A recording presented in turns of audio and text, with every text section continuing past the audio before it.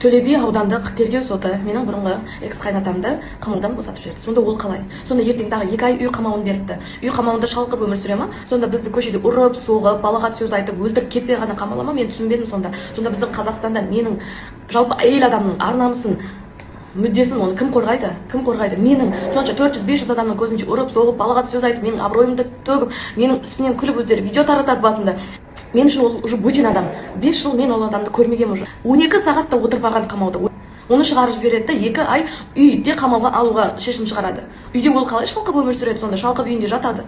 Жоғарғы сотқа, Түркістан облыстық сотына мен үндеу жасаймын. Әділдік қайда? Неге сіздер қарастырмай жатырсыздар? Өтініш сіздерден. Мені кім қорғайды сіздер қорғамаған кезде? Осы сотты барынша тексеруге алып, ол кісі өзінің жазасын алуын талап етемін. Осы жағдайды естіген кезде менің ата-анам қандай халге түскенін білесіздер ме? Әпке-сіңлілеріңіз бар. Соларды осылай ұрып-соғып кетсе не істер едіңіздер? Қаншама жұмысым, бір апталық тойыма мен отказ беремін. Олардан қанша сөз естимін.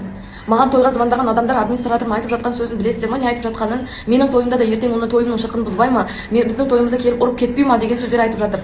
Сонда ертең тағы үлкен сот болған кезде 2 айдан кейін тағы да ол кісі осылай шығып кете ма? Тағы да бостандыққа шығып кете ма? Сонда әділдік қайда? Біздің әйел адамдардың мүддесін кім қорғайды? Біздің намысымызды кім ақтап шығады? Сонда ол кісі ертең тойда тағы келіп мені ұрып кету керек па? Или баласы қорқытып жазды, баласы келіп ұрып кету керек па? Мені соны күтіп отырсыздар ма? Мен жәбірленуші, бірақ мені тыңдап жатқан сот жоқ, соларды тыңдап соны босатып отыр.